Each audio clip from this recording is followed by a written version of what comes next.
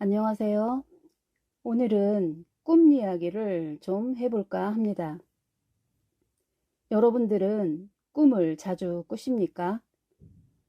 심리학자나 과학자들의 연구에 의하면 사람은 자기가 느끼든 느끼지 못하든 하룻밤 사이에도 작게는 10여 개, 많게는 수십 개의 꿈을 꾼다고 합니다.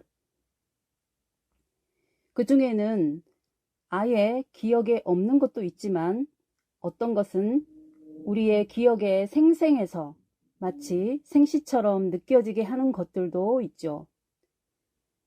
그리고 어떤 꿈은 뭔가 의미심장한 뜻이 담겨 있는 것처럼 느껴지는 것도 있지만 또 어떤 것들은 마음만 어지럽지 산만하기만 한 꿈도 있는 것이죠. 우리는 흔히 그런 꿈들을 객꿈이라고 하기도 하는 것입니다. 임신을 한 엄마들이 꾸는 태몽이라든지 흔히 말하는 예지몽이라고 일컫는 그런 꿈들은 대개 내용이 선명하게 기억에 남는 경우가 많죠. 그렇지만 많은 경우는 잠깐 머리에 떠올랐다가는 별 의미 없이 우리 기억 속에서 흔적도 없이 사라져버리는 그런 꿈들이 훨씬 많습니다. 여러분들 소위 말하는 객꿈이라 불리는 그런 꿈들은 그냥 아무런 의미 없는 그야말로 객꿈들일까요? 그런 것에 대한 이야기를 지금부터 풀어가 보겠습니다. 꿈 이야기라면 성경에서도 꿈에 얽힌 이야기가 여럿 있죠. 제일 유명한 꿈 이야기는 꿈동이 요셉이 어릴 적에 꾸었던 볕단에 대한 꿈이나 해달별이 나오는 꿈 이야기는 아주 유명한 꿈들인 거죠. 이런 꿈들 때문에 형들에게 미움을 받아 수많은 고생길에 빠져들기도 했지만 결국은 그런 고생길이 오히려 어릴 적 꾸었던 꿈을 이루는 계기가 되는 반전의 이야기를 만들어내기도 했죠. 그리고 그 요셉이 애굽에 팔려가 감옥에 갇혀 있을 때 애굽의 바로왕의 꿈을 해몽해 주면서 애굽의 총리가 되는 극적인 반전을 이루는데 요셉은 유독 꿈 이야기와 깊은 관련이 있는 인물로 아주 유명한 인물이 아닐 수가 없는 것입니다. 그리고 다니엘 선지자 시대에는 바벨론 왕인 느부갓네살 왕의 꿈 이야기도 우리에게는 아주 친숙한 이야기들일 것입니다. 그 외에 신약에서는 사도 바울이 사도행전 16장에서 말한 것처럼 마케도니아 사람이 와서 도와달라는 환상을 보고 아시아 전도를 포기하고 유럽으로 전도 방향을 틀게 되었던 그런 내용들도 있습니다. 성경에서는 이러한 꿈이나 환상들은 일종의 예지몽처럼 하나님의 미래를 향한 뜻을 전달하는 계시의 수단으로 사용된 경우들이 많았었습니다. 그런 이야기를 잘 알다 보니 우리 신앙인들은 어쩌다 꾸게 되는 꿈들에 대해 자신의 꿈도 혹시나 그런 성경 속의 꿈 이야기들처럼 하나님의 신비로운 뜻을 담고 있는 그런 꿈이 아닌가 하고 생각하는 경향도 있는 것인 거죠. 다행히 좋은 꿈을 꾸게 되면 기분이 좋지만 안 좋은 꿈을 꾸고 나면 왠지 불길한 생각들에 불안해하기도 하는 것인 거죠. 자, 이제 서론적인 이야기를 마무리 짓고 본론으로 들어가 보겠습니다. 과연 내가 시도 때도 없이 꾸게 되는 어수선한 꿈들이 과연 객꿈일까요? 먼저 결론적으로 말씀드리자면 하나님께서 주신 것이든 아니든 간에 꿈에는 쓸모없는 객꿈이 없다는 겁니다. 그 이유는 일상적인 우리의 모든 꿈은 우리의 무의식의 표현이기 때문인 것입니다. 무의식이란 무엇입니까? 그리고 무의식은 어떻게 만들어집니까? 무의식이라는 것은 우리가 쉽게 하는 말로 아무런 의식 없이 무작위로 나타나는 별 의미 없는 우리 내면의 세계로 생각을 하는데 과연 그럴까요? 무의식의 세계는 어떻게 만들어지는지부터 생각해 보시기 바랍니다.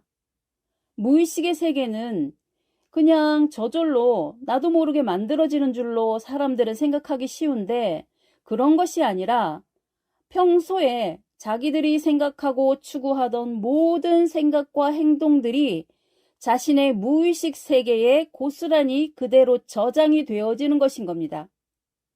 그러니 별 생각 없이 쇼핑하고 맛집을 찾아다니고 드라마에 빠지고 친한 친구들과 어울려 수다 떨고 그리고 가끔씩 야한 영화도 보면서 야한 상상을 하고 하는 그런 행동들은 알고 보면 자신이 추구하는 가치관이나 성품들이 반영이 되어 나타나는 행동인 거죠.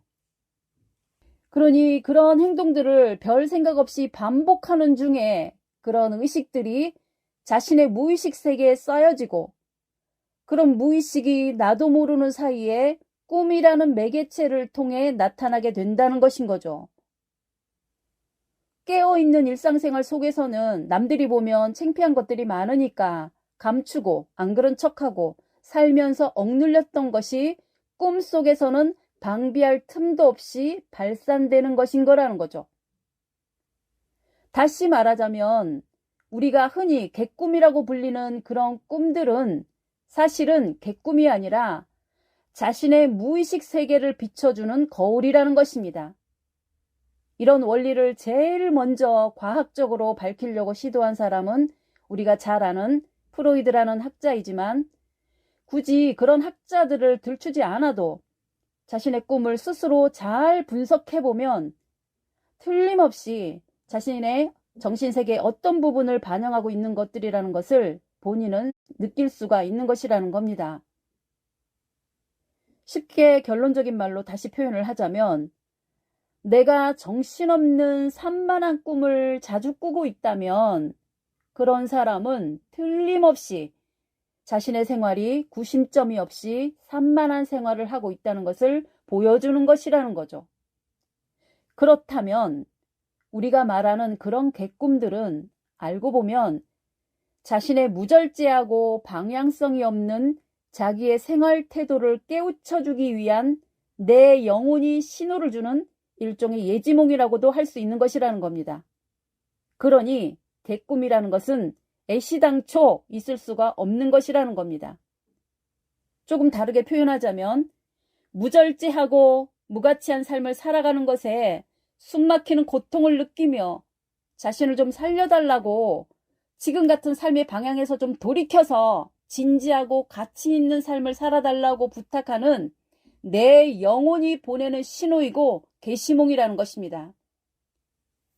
살다 보면 우리의 몸이 지치고 피곤하면 산속에 가서 맑은 공기를 마시며 충분한 휴식을 취하며 힐링을 하고 싶다는 욕망이 생기지 않습니까?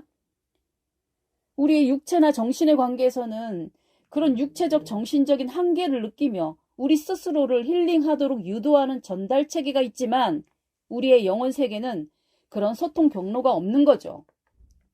영혼이라는 것은 아예 고려 대상에도 넣지 않고 사는 게 대부분 우리들의 삶이니까요.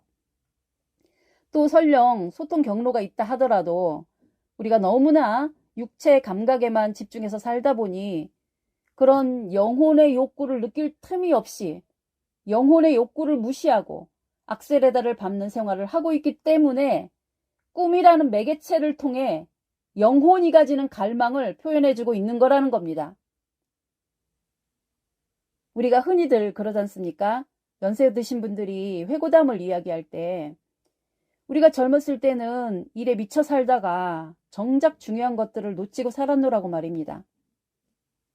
그렇게 젊은 시절에 먹고 산다고 일에 미치든 철없는 놀이와 향락에 미치든 어쨌든 한쪽으로 쏠린 정신없는 생활을 할 때는 어떤 누구의 말도 먹히지가 않고 또 스스로도 그럴 필요를 못 느끼고 미친 듯이 살아갈 때는 어떤 제동장치가 없는 거죠.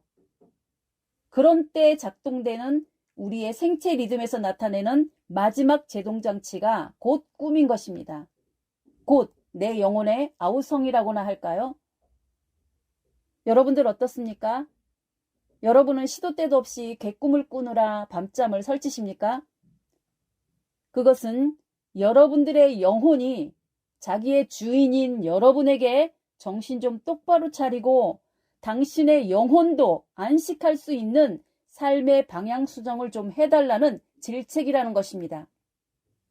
자신의 삶의 방식이 자신이 꾸는 꿈의 내용을 결정한다는 이 원리를 잊지 마시기 바랍니다. 요셉이 볕단의 꿈을 꾸고 해와 달과 별들의 꿈을 꾸었다는 것은 나이는 어리지만 하나님 보시기에 영특한 영성을 가지고 경건한 삶을 살았기 때문이 아니겠습니까? 그리고 애굽의 바로 왕이나 바벨론의 느부갓네살 왕이 꿈을 꾼 내용들도 그들은 제국의 황제로서 나라의 미래를 걱정하고 염려하는 마음이 가득했기 때문에 그런 꿈을 꾸었겠죠. 좋은 꿈을 꾸는 삶이 되고 싶고 멋진 미래에 대한 꿈을 꾸고 싶습니까? 그러면 좋은 삶을 추구하고 멋진 미래를 향해 진지하게 준비하는 그런 삶을 사시면 그런 꿈을 꿀 수가 있습니다. 꿈과 환상에 대한 성경의 중요한 가르침 한 구절을 소개해 드리겠습니다. 요엘서 2장 28절을 보실까요? 찾아서 같이 한번 읽어보겠습니다. 뭐라고 말씀하고 계십니까? 그 후에 내가 내 신을 만민에게 부어주리니 너희 자녀들이 장래일을 말할 것이며 너희 늙은이는 꿈을 꾸며 너희 젊은이는 이상을 볼 것이며 말세가 되면 하나님께서 성령을 만민에게 부어주시는데 늙은이는 꿈을 꾸고 젊은이는 환상을 보고 자녀들은 장래일을 말할 것이라고 하지 않았습니까? 하나님을 믿으시는 여러분들은 이런 꿈꾸기를 사모하십니까? 이런 꿈과 환상이 여러분들에게 나타나고 있습니까? 그리고 장래일이 보이면서 그 미래를 위해 준비하는 삶을 살아가고 있습니까? 우리에게 그런 꿈이 꾸이지 않는다는 것은 그것은 하나님 탓이 아니라 우리가 그런 것을 추구하는 삶을 살고 있지 않기 때문인 것입니다. 매일같이 먹고 사는 문제에 허덕이고 게임에 쇼핑에 맛집을 전전하기에 여념이 없는 사람들, 나아가 술과 연애에 향락에 빠져 정신을 못 차리는 사람들에게 어떻게 성령이 주시는 꿈을 꿀 수가 있겠습니까? 잠언 29장 18절의 말씀을 한번 주목해 보시기 바랍니다. 어떤 말씀이 있습니까? 네, 거기에는 묵시가 없으면 백성이 방자히 행한다고 가르치고 있는 것입니다. 여기서 말하는 묵시는 비전이고 꿈이고 환상인 것입니다. 성령께서 주시는 꿈과 환상인 거죠. 젊은 청년들이 꿈을 잃고 희망을 잃으면 어떤 청춘이 되겠습니까? 그처럼 우리 신앙인들이 그리고 우리의 교회들이 그런 성령이 주시는 꿈과 환상을 잃어버리면 어떤 모습으로 전락하게 되겠습니까? 거기에는 무기력한 서기관과 바리새인들처럼 현실에 안주하고 아무런 적극적인 도전 정신을 망실한 채 오직 기득권을 사수해야 한다는 철옹성으로 똘똘 뭉친 관료주의만 판을 치게 될 것입니다.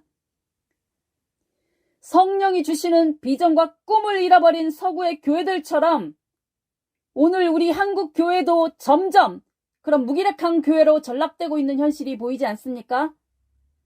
온갖 잡탕의 정치적 이념과 세속적 물질적 탐욕에 찌든 있으나 마나한 교회가 되든지 터무니없는 종말론으로 한물간 제2, 제3의 휴거파에 다름없는 광신도적인 교회이든지 아니면 그 중간 어디쯤에서 방향을 찾지 못한 양떼들이 길을 찾아 방황하는 그런 모습이 오늘의 교회들의 모습이 아닌가요? 개꿈이 난무한 교인들, 개꿈으로 혼미스러운 교회들에게 필요한 것은 멋진 프로그램과 첨단의 시스템이 아니라 성령이 주시는 진리를 바탕으로 하는 미래를 향한 비전과 꿈일 것입니다. 그렇지 않으면 이 세기말적인 징조가 난무한 영적 홍수 속에서 길을 잃고 헤매다가 기운 빠지면 모두가 그 물에 빠져 죽는 슬픈 결말만이 우리를 기다리고 있을 것입니다.